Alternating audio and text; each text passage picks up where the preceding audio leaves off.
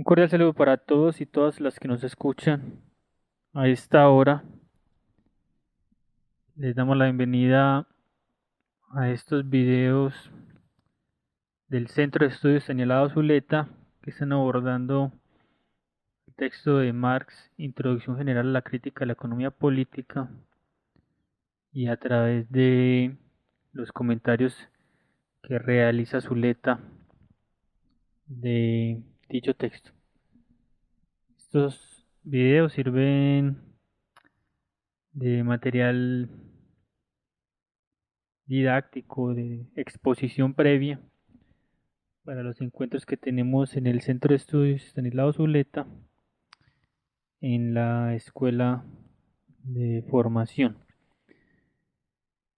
Bueno, entonces, recordando un poco lo que habíamos visto la última vez, estamos viendo tanto el método de la economía política como el de Marx, a través de una crítica al empirismo y bueno, con una terminología que, como el mismo Zuleta dice, pues no sirve mucho para entender realmente lo que Marx realiza, eh, y que tuvimos que elaborar para entender mejor pues realmente pues cuál es el procedimiento que realiza Marx. Y bueno, habíamos llegado como a la conclusión de que lo simple o lo abstracto era lo inmediatamente dado y que se presentaba de forma dispersa, sin una unidad, sin articulación, y que por lo general pues era la manifestación de algo más, y que a ello pues había que encontrarle su fundamento, pues ir a lo concreto. Y por último pues encontrar el fundamento de la manifestación, es decir, por qué esa manifestación es necesaria. El día de hoy vamos entonces a continuar en este mismo texto con, incluso pues habíamos dejado a la mitad de un párrafo. Vamos a continuar con este párrafo con la siguiente intervención pues que hace Marx, y vamos a hablar de lo abstracto y lo concreto otra vez. Entonces Marx nos presenta el problema de la siguiente manera. Lo concreto es concreto porque es la síntesis de múltiples determinaciones, por lo tanto, unidad de lo diverso. Aparece en el pensamiento como proceso de síntesis, como resultado, no como punto de partida. Vamos a dejarlo hasta ahí. Eh, Ahí ya Marx está planteando, pues como dice Zuleta, el problema de la relación de lo abstracto y lo concreto en una nueva dirección. Porque, pues como vamos a ver más adelante, la dirección es contraria. Empezamos de lo abstracto a lo concreto.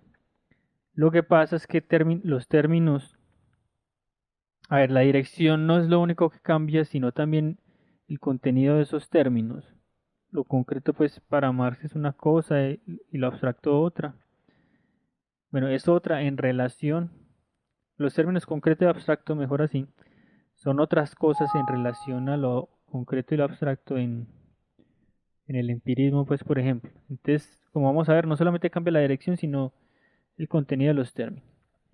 ¿Por qué? Porque entonces, claro, aquí ya Marx va a empezar a hablar desde otra terminología. Es otra vez el mismo problema que ya hemos visto. Entonces dice, eh, aunque sea el verdadero punto de partida y en consecuencia el punto de partida también de la intuición y de la representación. Eh, Ese punto de partida, pues, es precisamente el punto de partida del empirismo. Lo que pasa es que ahí no podría ser el punto de partida de lo concreto. Vamos a intentar resolver eso. Porque entonces en el primer camino la representación plena es volatilizada en una determinación abstracta. Es decir, eh, este camino pues que tiene como punto de partida lo concreto, pero lo concreto entendido pues como el punto de partida de la intuición y la representación, es decir, como lo que sensiblemente y de forma inmediata pues se tiene al, a la conciencia, luego eso pues dice se volatiliza, es decir, digamos como que se pierde su concreción material, por decirlo así, su concreción sensible para ir a una abstracción de eso mediante una determinación abstracta que sería pues una conceptualización. Entonces ese no es el camino de él, de Marx. En el segundo, pues que es el de Marx, las determinaciones abstractas conducen a lo reproducido de lo concreto, perdón, a la reproducción de lo concreto por el camino del pensamiento. Entonces, ¿qué está diciendo ahí? Pues se arrancaría por otra vez por lo abstracto para llegar a lo concreto, pero en el pensamiento. Vamos a intentar resolver esto a través pues, de la propuesta que tiene Zuleta, porque realmente como él aquí está utilizando los mismos términos bajo dos acepciones diferentes y tal vez hasta contrarias, pues el texto se enreda. Entonces, vamos a mirarlo desde el empirismo primero, pues, cuál es la relación concreto-abstracto. Entonces, como les decía, el empirismo, y según Zuleta, empezaría desde la percepción de lo concreto, es decir, digamos lo real, desde la experiencia, lo inmediatamente dado, y de ahí se pasaría al resultado que sería el pensamiento, pues lo abstracto, eh, que sería pues una suerte de elaboración de eso real. Mm, también se puede pensar como que se va de lo simple a lo complejo, en tanto lo simple sería una verdad sensible y lo complejo sería una verdad abstracta o conceptual. Lo que pasa es que como dice Zuleta, pues aquí no hay camino. Dentro de ese camino pues no hay lugar para la crítica, perdón, porque lo sensible ya sería algo verdadero en sí mismo. Mm, pues porque como él critica y pues a Hegel, habrá que leer a Hegel para constatar esa crítica, pero por lo menos pues entendamos la lógica que está intentando desarrollar Zuleta ahí, es que si uno tiene a lo primero como una verdad, así sea parcial, se pasaría pues de una verdad parcial a una verdad compleja o abstracta, y en ese sentido pues no había lugar para el error. Es decir, lo dado es verdadero así sea parcialmente, y no como hace la crítica pues ya Zuleta y el mismo Marx, pues nunca habría una suerte de experiencia pura y original con la cosa inmediatamente dada, así sea pues sensible, dado que lo sensible está pasado también por una interpretación. Y aquí pues interpretación habría que entenderlo como eh, el paso de la experiencia por el tamiz y los matices que le brindaría las concepciones con las que está abierta la conciencia, pues en este caso que ellos hablan de conciencia, abierta la conciencia a ese mundo, a esa experiencia. Por ende, como siempre hay unos preconceptos, unas concepciones para que toda experiencia se dé, incluso pues son anteriores a esa experiencia misma, no se pueden sacar de ahí. Luego no existe algo así como una verdad sensible, sino que puede ser incluso eh, un error en términos objetivos. Pues si no se pudiera uno presentar eso como falso, como un ocultamiento, por decirlo así, pues entonces no habría lugar para la crítica, evidentemente, sino que habría que hacer una suerte de camino otra vez de lo simple a, a lo complejo. Entonces, si ese es el camino del empirismo, entonces como lo entendemos ya desde Marx en la relación abstracto-complejo, pues como lo habíamos visto, se arranca lo abstracto, que sería lo indeterminado, como punto de partida, es decir, con lo que a ese punto de partida yo lo llamaría pues lo dado por la ideología, el gran otro o el uno, es decir, son unos contenidos que pueden, pues, pueden presentar las cosas bajo un aspecto que la encubre. Y como ese es el punto de partida, pues ese punto de partida para llegar a lo concreto exige pues, el paso por la crítica. Y la crítica aquí no hay que entenderla como de orden moral, es decir, no es la falsedad o el error, el ocultamiento, no debe pensarse incluso en términos morales, pues incluso desde Heidegger, ese ocultamiento es necesario pues desde la constitución de lo que él llama el Dasein. Eh, y entonces en ese sentido, pues como les digo, la crítica no es moral, sino es una crítica dentro de una logicidad pues epistémica. Mm, lo que pasa es que ya uno le puede sacarle una punta política a eso cuando lo dado no es solamente dado pues desde un origen inauténtico, pues o el gran otro o el uno, es decir, como con valores, preconcepciones, ideales prestados, eh, neutrales, que es que la verdad pues me parece que nunca lo son, sino asociados evidentemente a un orden de cosas que se sostiene y que por ejemplo en el capitalismo es injusto. Entonces ahí la crítica, además de ser epistémica, pues tiene como por consecuencia suya, eh, si eso está amarrado, esas concepciones que estoy criticando, a un orden político, a un orden de cosas, pues la crítica pasa a ser más allá, va más allá de sí misma, pues, y puede entrar en un orden político y hasta moral. Eh, por eso es que aquí hay una cosa, lo corté, sobre Nietzsche, pues que Nietzsche decía, yo se los digo, bueno, lo tengo aquí, dice Nietzsche decía que la filosofía alemana no inquieta a nadie.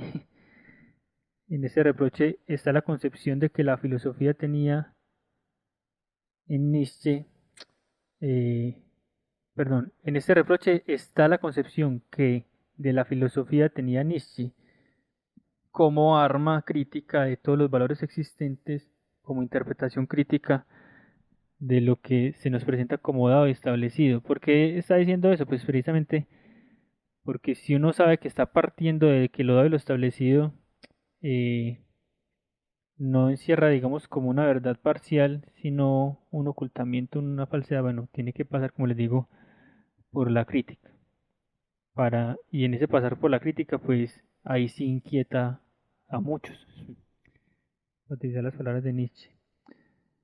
Bueno, eso como por ese lado. Aquí trae una cosita de Heidegger, que Heidegger pues tiene la idea de que la apertura al mundo, que es algo constitutivo del Dasein, pues se llena de contenidos no propios de esa apertura, porque esa apertura es formal, sino contenidos de algo que él llama el uno, que es un modo de ser del Dasein. Cuando digo Dasein, pues entiendan ser humano por el momento. Y esos contenidos, digamos, ocultan, pues o presentan más bien al mundo y a sí mismo de cierta manera. Y esa manera, pues, oculta la realidad de la cosa, por decirlo así. Entonces, por eso dice que cuando el Dasein descubre y aproxima para sí el mundo, cuando abre para sí mismo su modo propio de ser, es decir, cuando sale de las meras contenidos que ha sido prestado por el uno y va más allá de eso, este descubrimiento del mundo, es decir, del suyo, pasa que aquí están pensando en una categoría óntica y no ontológica, este descubrimiento del mundo y esa apertura del Dasein siempre se llevan a cabo como un apartar encubrimientos y escurecimientos y como un quebrantamiento de las disimulaciones con las que el Dasein se cierra frente a sí mismo, es decir, este inicio es un cerramiento. Y aquí habría pues en lo concreto una apertura que como apertura corre un velo. Bueno, el otro párrafo que vamos a analizar, creo que hasta ahí vamos a llegar porque está muy denso, tiene mucha tela que cortar. Es el siguiente, pues el que comienza con la frase que está ahí. Nuevamente, pues es una crítica que le hace Marx a Hegel. Nosotros aquí pues no vamos a exponer a Hegel, pues digamos es imposible. Entonces, Yo, pues, como en una posición ética, me quedaría pues como con esta postura de Marx, pero no tanto como para decir quién es Hegel en función de Marx, sino qué propone Marx en función de lo que él está criticando a Hegel desde su interpretación. ¿Por qué digo pues que es una función ética? Pues porque uno tiene que reconocer, eh, digamos, cuando uno no conoce a un autor, dejar de todas maneras pues como una suerte de derecho a réplica, por decirlo así. Y digamos lo ético pues sería ir a Hegel. Lo que pasa es que en el orden de intentar es hacernos amar sino a Hegel, pues entonces yo digo que lo que hay que pensar ahora no es tanto quién es Hegel según Marx, sino Marx qué va a proponer. Creo que eso es pues como lo más ético, dado que necesitamos pues evidentemente continuar. Entonces, bueno, dice Marx de Hegel, he aquí porque Hegel cayó en la ilusión de concebir lo real, entiendan lo real pues como lo material, lo que el ser de la cosa, lo que no necesita el ser humano pues para ser y que eh, se abre al ser humano para ser conocido, pero si no hay ser humano eso seguirá siendo. Eso podemos entenderlo así pues como lo real. Eh, lo que pasa es que si el ser humano no es, pues seguirá siendo, pero no tendrá ningún ente en ese caso, pues que cuente con una apertura para que se muestre a esa apertura. Entonces lo real sería en ese sentido pues eso, como lo que es en sí mismo, por decirlo así, pues que no necesita de nadie, ni de una conciencia, ni alguien que la está observando pues en realidad. He aquí porque Hegel cayó en la ilusión de concebir lo real como resultado del pensamiento. ¿Qué? Entonces, mire que lo real termina siendo resultado del pensamiento. Eso ya tiene el problema que yo les digo. Lo real no es resultado del pensamiento porque no lo necesita. Lo real es causa de sí mismo, pues. Eh, Nosotros no somos, estoy pensando aquí lo real como el ser. Nosotros no somos esenciales a lo real en este caso, pues, o al ser. Y por eso esto no puede ser resultado del pensamiento que es una facultad nuestra. Si nosotros no estamos, esto seguirá siendo.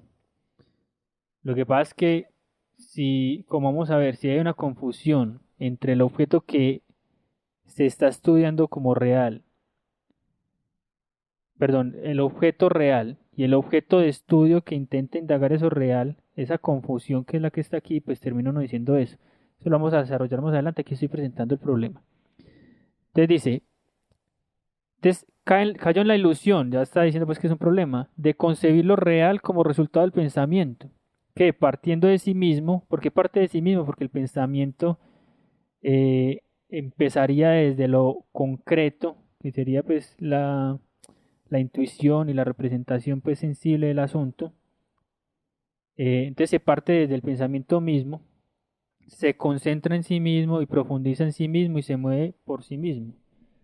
¿Por qué? Porque se pasaría como del pensamiento de lo simple al pensamiento de lo complejo, elaborando lo real simple a la realidad pues como totalidad pues por decirlo así.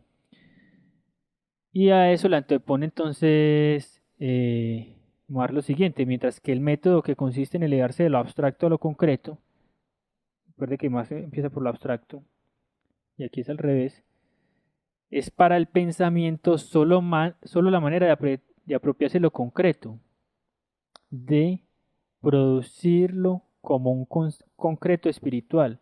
Es decir, se está apropiando de lo real concreto, pero esa apropiación no lo crea, sino que simplemente lo reproduce como un concreto no real, sino espiritual. Vamos a entenderlo así. Entonces, esto que va a continuación es de Althusser, que hace un análisis pues muy minucioso, muy detallado, muy claro sobre este asunto y, y bueno, pues de quien me parece pues que uno puede aprender mucho, pues yo creo que solamente un dogmático pues el que se cierra frente a, a un pensador como este a través de comentarios externos pues sobre el mismo. Y eso solamente pasa pues si uno no lee Althusser. Y, y dice pues que lo ha leído, que eso pasa pues mucho lastimosamente en el marxismo. Entonces dice pues Althusser tiene una posición, si se quiere, sui generis, pues diferente. En tanto, él intenta pensar una suerte de relación entre Spinoza y Marx. De Marx encontró pues, mucho tiempo después una traducción que él hizo sobre un texto político de Spinoza. Y bueno, se intentó ahí como establecer unas relaciones que fueran más allá de las relaciones nada más de Hegel. Eso es un problema pues que nos podría llevar como a discusiones que en este momento pues no me parecen eh,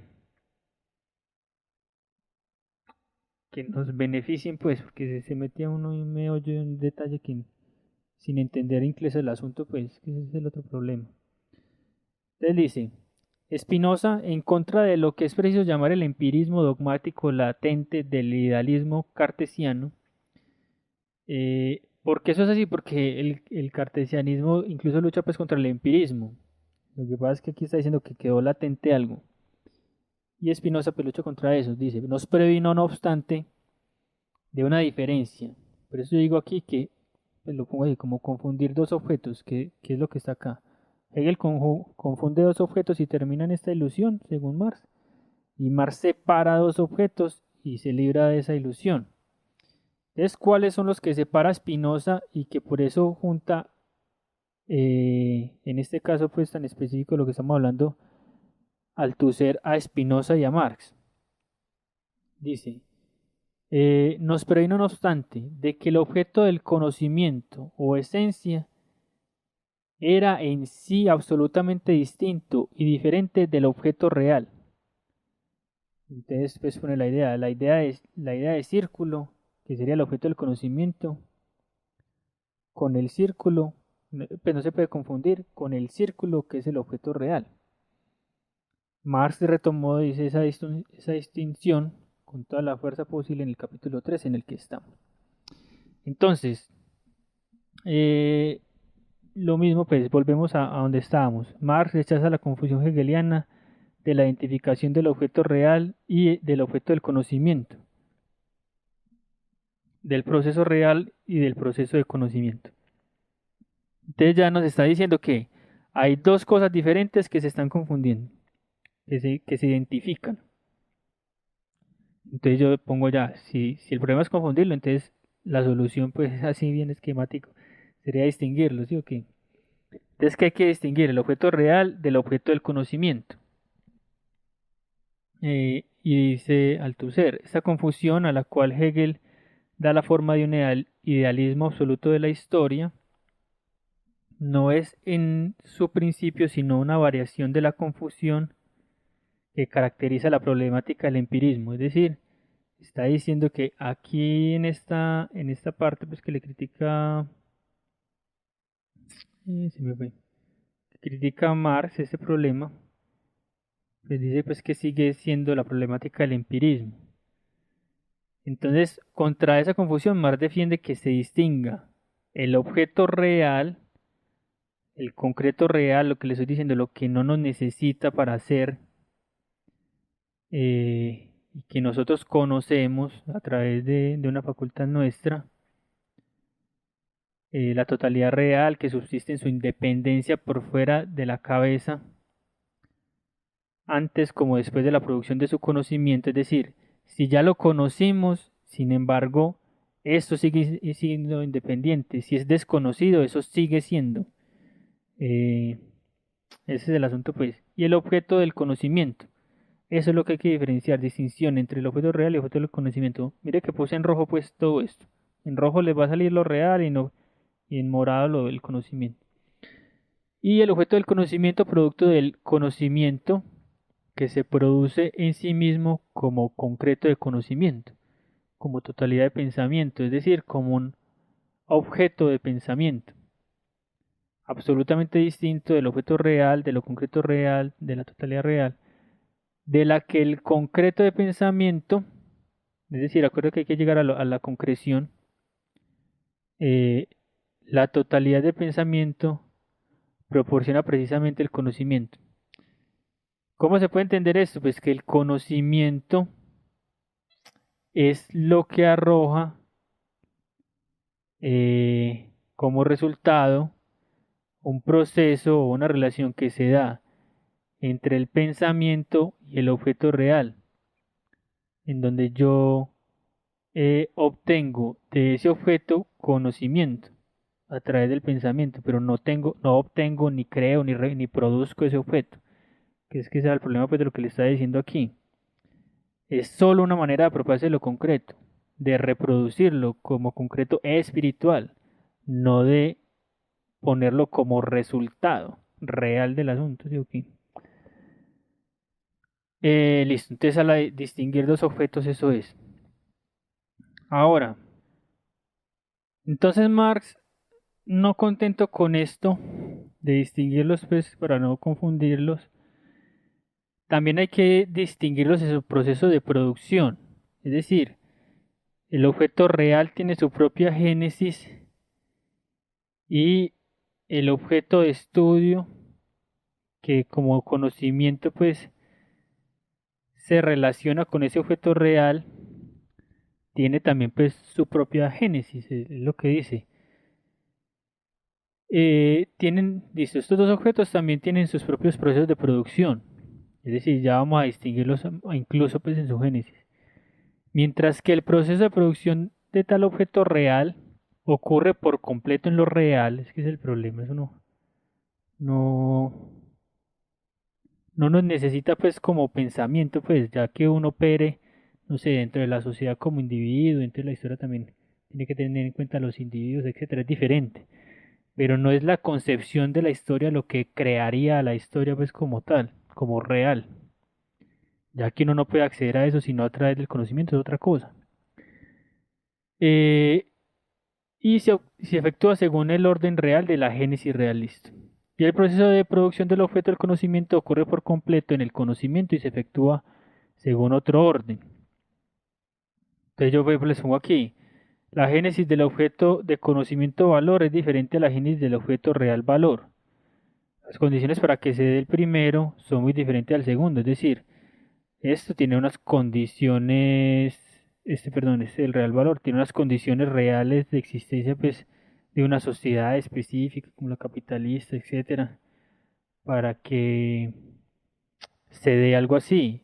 El conocimiento, pues, tiene una génesis, por ejemplo, ya en Smith, Ricardo y las críticas, pues, que hace Marx y llega a eso. Es decir, son cosas diferentes. En el primero participa Marx como agente, en el segundo él no tiene nada que ver. Listo. Por ejemplo, uno también se puede preguntar, entonces el inconsciente como objeto del conocimiento aparece nada más en el 19. Eso quiere decir que no existía como real antes. Esa es una pregunta muy interesante, pero la lengua, que solamente hasta el 20 se pudo tomar como objeto de conocimiento. Eh, Antes no existía entonces, uno podría decir que no. Es decir, que como real sí existía. Es decir, su génesis como objeto real es diferente como objeto del conocimiento. Para que la lengua fuera objeto del conocimiento en el 20, tenían que darse un montón de otras condiciones, pues, que tienen que diferenciarse de la lengua como para su propia génesis, pues, como real. Eh, entonces, yo termino pues con esta afirmación.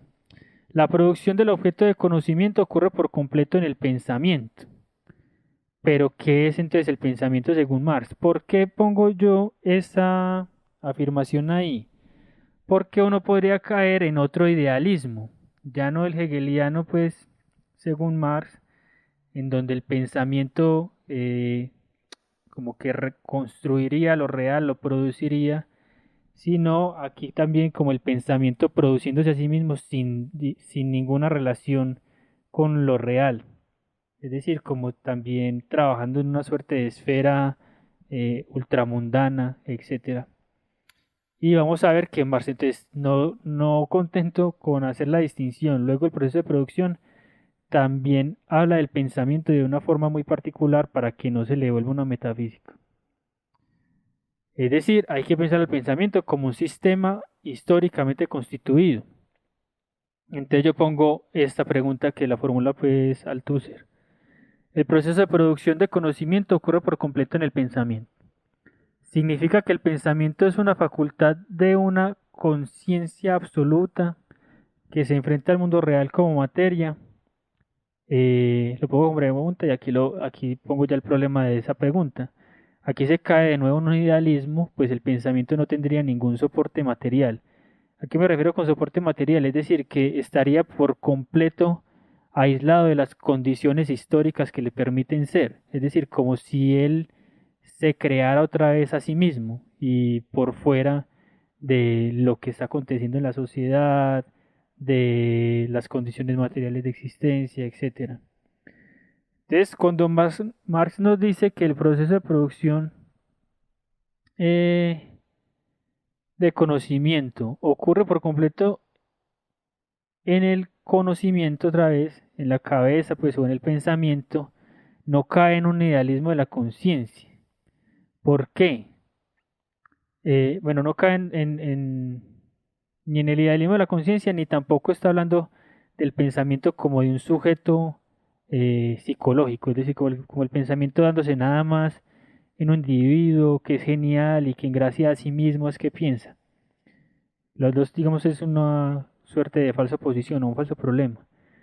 Entonces dice aquí, pues lo primero es que no cae en eso, en una suerte de sujeto trascendental o una conciencia absoluta a quien el mundo real haría frente como materia, pero tampoco ese pensamiento es la facultad de un sujeto psicológico, aunque los individuos humanos sean agentes de él.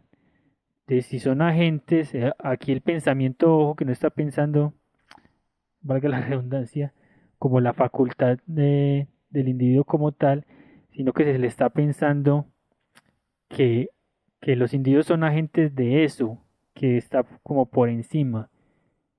Porque estaría como de, si se quiere pues por encima, porque otra vez estar pensando el pensamiento, va a ocurrir mucho esa redundancia.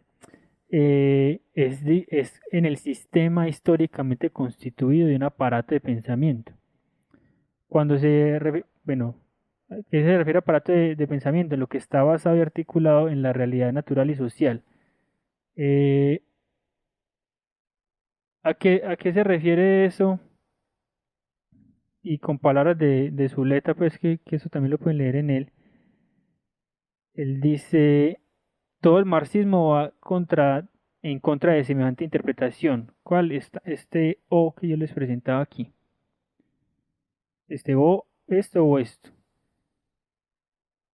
El pensamiento es un producto de las condiciones históricas, de las relaciones de clase, económica y políticas, técnicas, científicas. Ese es el pensamiento, es decir, Marx no es únicamente un genio, porque yo creo que lo es, pero no en el sentido de que él se hizo a sí mismo y entonces apareció como por gracia del pensamiento individual de él, sino que lo que él pensó, lo pensó en una época y en gracia a una época, a partir de una época.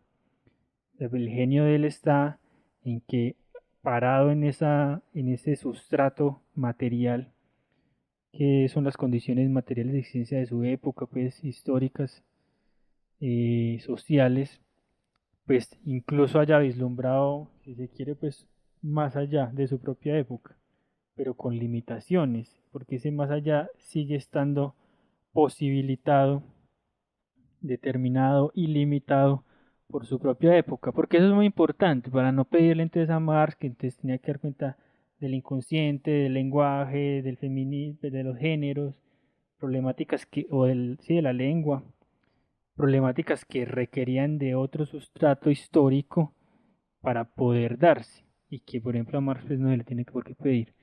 Entonces mire que es una cosa muy bonita este análisis porque entonces desde que empezamos aquí se da cuenta que no solamente hay la separación de los objetos, sino además de su propia génesis y además de eso el pensamiento se le piensa como históricamente dado. Es decir, aunque haya un concreto espiritual, pues que es el que se le produce, el que se determina pues como producción para apropiarse de lo concreto, eso también parte de un sustrato real. O sea, eso no se da en el aire para que no pues tenga como una suerte de propia historia las ideas eh, totalmente aisladas de las condiciones materiales de las épocas. Ahorita pronto traigo un ejemplo con respecto a las ideas. Entonces, mm, distinguir los objetos. Esto ya lo vimos, listo, sigue esto. El pensamiento entonces está determinado por condiciones reales. Eh, estamos entre, digamos como subtítulo, estamos dando es un concepto formal de la estructura de la práctica teórica. Es decir, formalmente, ¿qué es lo que se necesita para que la práctica teórica se dé? Entonces, así lo presenta Althusser. Él dice pues que es algo como para pensar, una propuesta, y yo la tomaría como propuesta, pues yo creo que habría que trabajarle, pero creo que lo, con lo que nos podemos quedar, así como una suerte de conclusión, pues, o camino aunado, es eso, que el pensamiento está determinado por condiciones reales. Entonces él intenta como elaborar eso mejor, dice, este pensamiento es definido por el sistema de las condiciones reales que hacen de él, si puedo arriesgar esta fórmula, mire, pues eso es lo que me refería ahorita, un modo de producción determinado de conocimiento, está haciendo una suerte de analogía con el modo de producción de, económico, pues por decirlo así. Entonces, ese pensamiento está constituido por una estructura que combina, otra vez está pensando en términos estructurales, el tipo de objeto, materia prima sobre la cual se trabaja. ¿Cuál es esa materia prima? Es el objeto de estudio elaborado o no con el que se cuenta.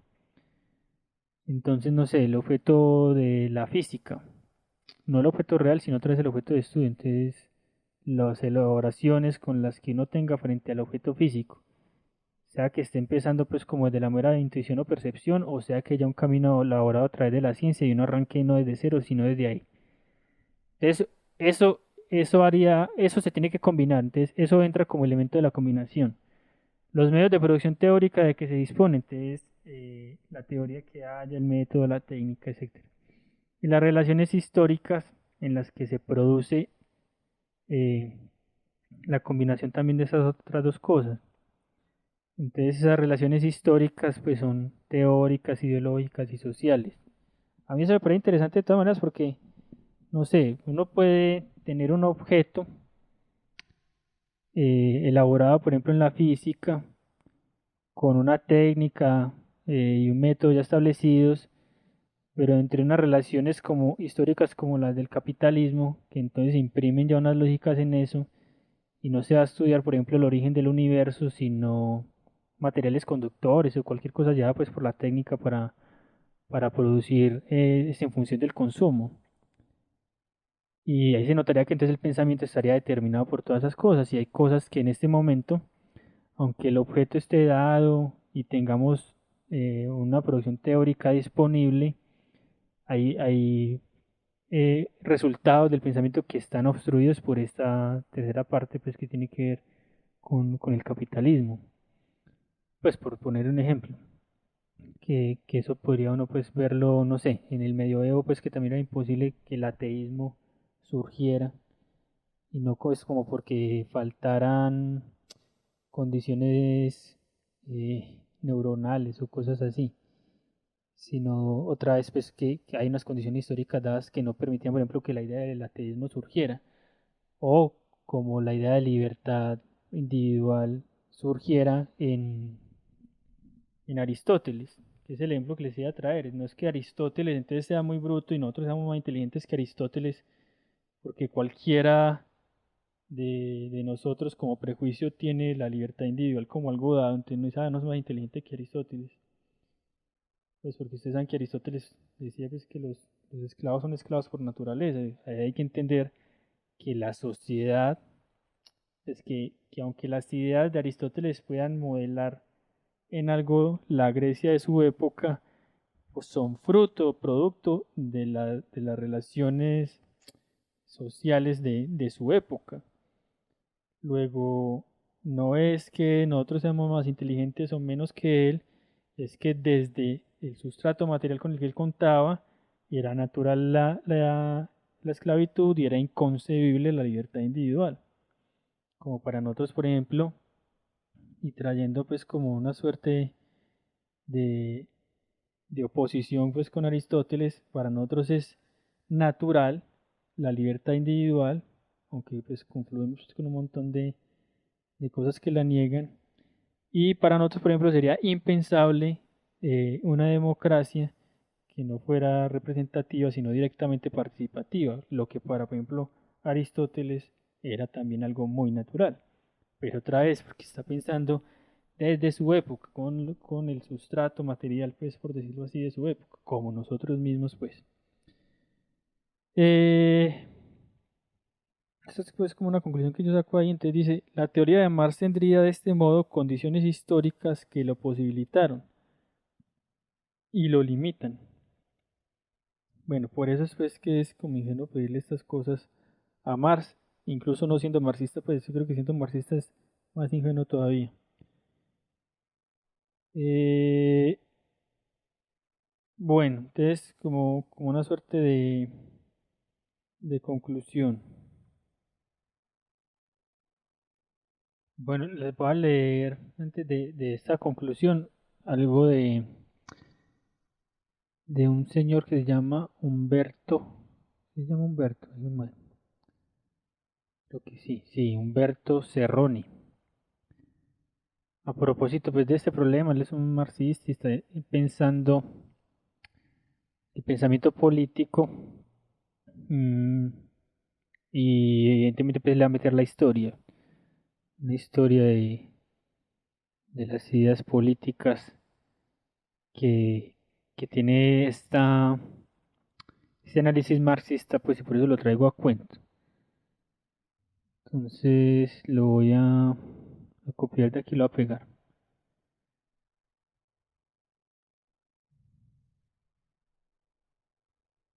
De aquí, de aquí. Bueno, te dice él, así que, si la historia de las ideas políticas pretende ser una auténtica historia, que no se diluya en la pura filosofía, es decir, como en hacer un recorrido de las ideas en sí mismas y alejadas pues de lo real material pues que también las hace posibles, como, sí, como una indagación de las ideas en sí mismas, entonces debe ser teorizada como una historia de las ideas políticas que es al mismo tiempo historia de instituciones reales. Eso es muy interesante porque entonces miren que ya la historia de las ideas no se vuelve la historia únicamente de la idea pues como concepto, sino la idea perdón, la historia de la sociedad también. Es decir, tienes que meterle también esa estructura porque las ideas como están amarradas a estructuras sociales, su historia pasa por la historia también de las sociedades. Vale decir, una historia de organismos definidos por una específica estructura ideal y social, y en consecuencia por una racionalidad netamente histórica.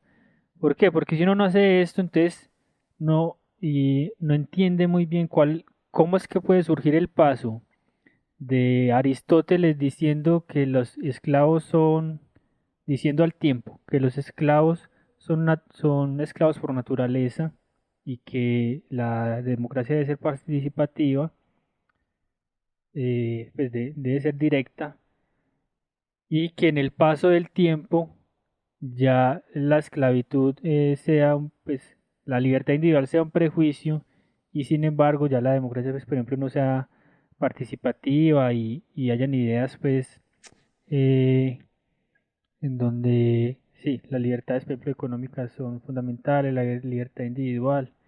Es decir, cómo no caer ahí en ese paso como una contradicción que las ideas por sí solas no pueden responder. Para evitar esa suerte de contradicción entre eh, ese cambio, habría que ir a la estructura social, que es la que explicaría que no hay tal contradicción, sino un quiebre en lo social. Entonces dice, vale decir una historia de los organismos definidos por una específica estructura ideal y social. Las instituciones tienen esas dos cosas. Y en consecuencia por una racionalidad netamente histórica. Hablar de la teoría aristotélica de la esclavitud debe poder significar que se habla de una concepción que da, es cierto, forma a la sociedad griega, pero que en definitiva es explicada por esta última. Por eso es que hay que amarrarla a esa sociedad. La esclavitud no es solamente un concepto, sino además una institución real. Y Aristóteles al teorizarla no la inventó. Ese es como el asunto. Voy a ver si hay algo más. Mm,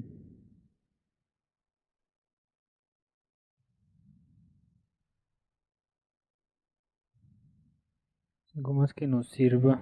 Bueno, algo más de Cerroni que es muy bueno. Entonces él dice, si usted no analiza eso así, no le queda sino interpretar desde donde usted está cómo ha habido una suerte de progreso eh, y un ascenso pues como de las ideas desde lo antiguo simple, por decirlo así, hasta lo moderno complejo. Entonces dice, más exactamente es necesario preguntarse cuáles los contextos sociales, cuáles modos de funcionamiento social permiten que se deterioren los valores como la participación política del griego, o como la tesis aristotélica de que el derecho debería ser igual solo para los iguales y desigual para los desiguales.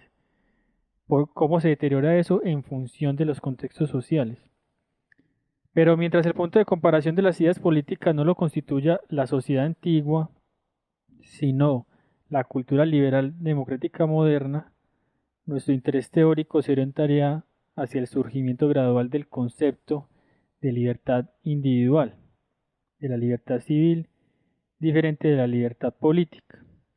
Es decir, eh, no estaríamos haciendo como historia, sino una suerte de teleología o seguimiento pues, de un tele, de un progreso, de una idea que tiene que terminar en nosotros y que como termina en nosotros de forma desarrollada, tiene que aparecer como subdesarrollada en la antigüedad. Bueno, es que el tema me parece súper interesante, soy Ronnie, me parece un pensador pues fundamental para indagar esa cuestión pero lastimosamente pues tenemos que avanzar con otras cosas. Entonces, bueno, la primera conclusión, entonces, la dicotomía que les dije, entonces ya ni el pensamiento es una facultad de una conciencia absoluta que se enfrenta al mundo real como materia, otra vez pues porque se cae en ese idealismo, ni el pensamiento es la facultad de un sujeto psicológico, entonces, ni lo uno ni lo otro. ¿Por qué? Porque ya vemos que el pensamiento eh, habla de un sistema específico, pues, de una historia dada. Mm, a ver qué dice él aquí. No, yo creo que estará diciendo lo mismo pues, de la combinación. Sí, esto ya digamos que ya lo vimos. Vamos a lo siguiente. Bueno, entonces, ¿cuál es la materia prima sobre la que trabaja el conocimiento? La materia prima sobre la que trabaja el conocimiento eh, es el objeto sobre el cual trabaja pues el conocimiento mismo. Y ese objeto es el que se transforma mediante el trabajo y lo que se está transformando pues sería entonces la intuición y la representación ya en conceptos. Es decir, pues, Marx está utilizando pues términos de, de Hegel, incluso pues del mismo Kant, como, como un inicio de con lo que uno se enfrenta pues lo que para ellos sería lo concreto sería este primer objeto. Entonces aquí tiene pues como una tesis, mm, esto también es de Althusser, es que dice, listo, si ese es el objeto o la materia prima sobre la que recae el conocimiento, es decir, que digamos desde lo primero que se arrancaría sería de la intuición y la representación. Lo que pasa es que nuevamente uno sabe que el problema es que esto no se da en bruto. Pero digamos que si uno arranca de ahí, entonces uno sabe que la ciencia, elaborando esto, pasaría a conceptos y entonces esa materia prima pues puede ser elaborada. Mm, Él dice que la materia de la intuición y la representación entonces debe revestir formas diferentes según el grado de desarrollo del conocimiento de su historia. Entonces por eso dice, la materia por la que arrancó Aristóteles y Galileo o Newton y Einstein es diferente. Es decir, si aquí ellos no arrancarían, si se quiere, con la misma materia prima, da tanto así pues que Einstein trabaja con lo que dejó Newton y Newton pues a su vez con lo que le dejaron que no es la mera intuición y representación. Si eso es así, entonces uno puede ver que hay una suerte de elaboración de esa materia prima en donde uno ya no arrancaría de la intuición sensible pura o la simple representación, porque arranca de lo que ya ha desarrollado la ciencia pues en un progreso. ¿Eso qué significa? Que como contrapartida no puede ser que si uno se remonte al pasado, si llega entonces a la intuición pura y sensible o la representación, porque eso sería pues la idea del empirismo, es decir, que de ahí se arranca. Es decir, que si bien uno puede trabajar sobre esto y elaborarlo para tener una materia prima pues cada vez más elaborada, eso no significa que cuando no está elaborada, significa que está pura. Él dice, como contrapartida, por mucho que nos remontemos en el pasado de una rama del conocimiento, jamás se tiene que ver con una intuición sensible o representación puras, que eso es lo que se quiere pues digamos evitar, porque ese es el sueño pues del empirismo, dice Zuleta, sino con una materia prima siempre ya compleja. ¿Por qué? Porque tanto la intuición como la representación ya tienen que estar combinadas en una combinación propia, a la vez elementos sensibles, elementos técnicos, elementos ideológicos, etcétera. Es decir, nuevamente, nunca se da la experiencia en bruta, sino que se da siempre desde una previa elaboración interpretativa de preconceptos, ideales, etcétera. Es decir, no hay una conciencia pura, transparente, que se enfrente de manera pura pues al objeto real. Entonces me parece pues interesante porque él primero arranca aquí como con una idea de que se puede elaborar la cosa, pero eso no significa que en el pasado está pura, sino que está elaborada de manera más simple, por decirlo así. Aparecía en abstracto, pues, según Marx. Eh, Aquí me falta un tilde. Sí, aquí lo que digo, nunca se está jamás ante un objeto puro, que entonces será idéntico al objeto real cuyo conocimiento trata pues precisamente de producir, porque el conocimiento necesita es eh, producir es el objeto sí, el objeto de conocimiento que en relación con lo real pues, se ha producido.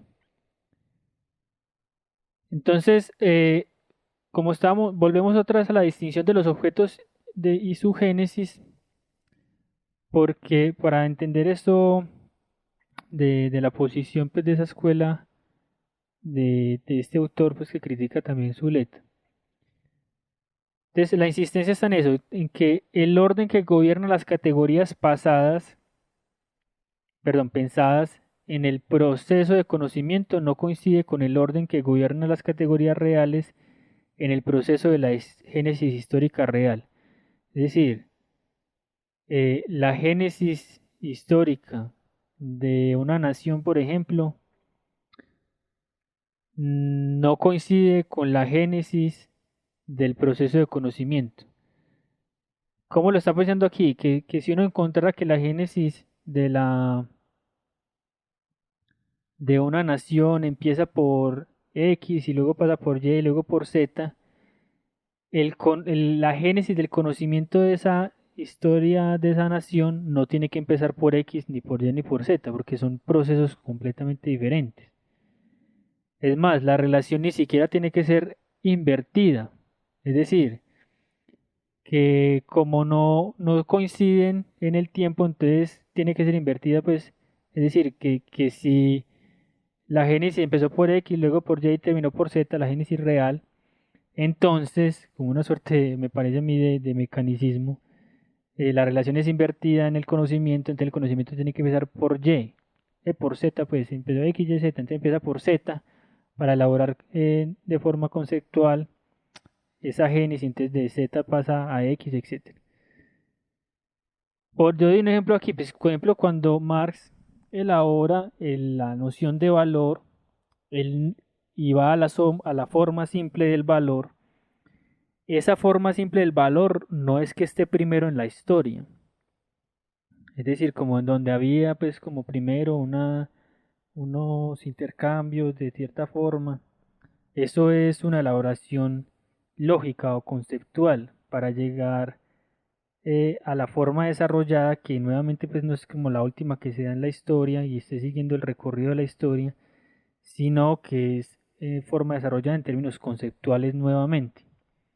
Eso tiene pues problemas porque entonces mucha gente cree que él está elaborando históricamente, entonces que el valor primero comienza de una forma en la que hay un intercambio esporádico de personas y luego se vuelve más grande. Yo considero, pues ya eso es como muy personal, que él ahí está elaborando el concepto de valor en el capitalismo y está mostrando cómo la forma más simple de ese valor que ya está se puede representar en la relación de dos mercancías que son intercambiables, pero no porque eso esté primero en el tiempo, sino porque eso está primero en lo formal, en la elaboración conceptual del objeto de conocimiento valor, porque ya la génesis histórica sería otra cosa. Así lo presenta entonces Zuleta, pues me parece muy lúcido. Entonces, no sé, dice él, hay que empezar por el capital, que es una categoría posterior a la tierra, pero la renta de la tierra no puede estudiarse sino después de haber estudiado el capital, entonces ahí no se resuelve ningún asunto. Eh, Porque pues se nota como los conceptos están entreverados de una forma distinta a como se dieron históricamente. Es una cosa pues muy compleja, pues, pero muy profunda pues en la como propuesta de lo que está sucediendo ahí. Eh, es decir, que aunque el capital esté después, eh, dice que aunque históricamente el capital es una categoría posterior a la tierra, yo no tengo que hacer necesariamente, pues el camino no coincide de ir primero a la tierra y luego al capital, porque nuevamente como lo que estoy elaborando no es lo real, sino el objeto de estudio que como conocimiento se apropie de eso real, eso pues tendrá entonces sus propias lógicas, pues como lo muestra muy bien Zuleta ahí. Si yo elaboro entonces primero el concepto de renta de la tierra, porque la renta está primero el capital, pues no entiendo nada porque la renta se entiende estudiando el capital. Entonces se nota que hay otra lógica, pues, a pesar de que históricamente primero esta es la tierra, por decirlo así. Entonces, esto es un planteamiento errado. Dice, al estudiar las categorías económicas en un modo de producción dado, su orden de aparición histórico carece por completo de importancia y constituye un falso problema, porque supone que esas categorías tienen una significación transhistórica, es decir, que como elementos conservan un sentido propio y no están definidos en su sentido y en sus funciones por el conjunto al que pertenecen. Es decir, es un análisis sincrónico del estado de cosas dado que hace estructura y que hace a una sociedad lo que hay que estudiar.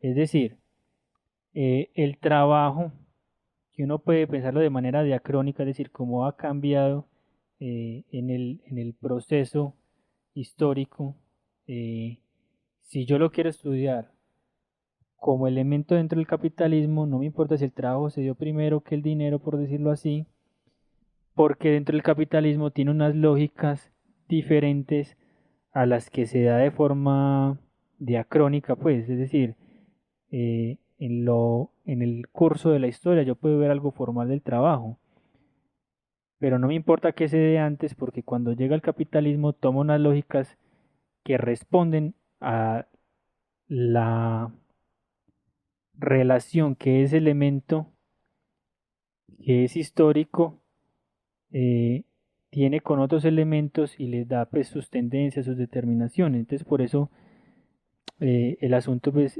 se da ahí como lo dice Zuleta.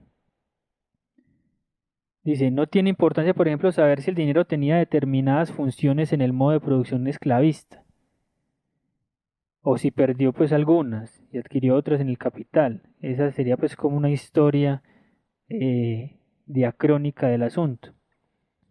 Porque lo que importa cuando se va a estudiar el dinero, en el modo de producción capitalista dice no es su edad,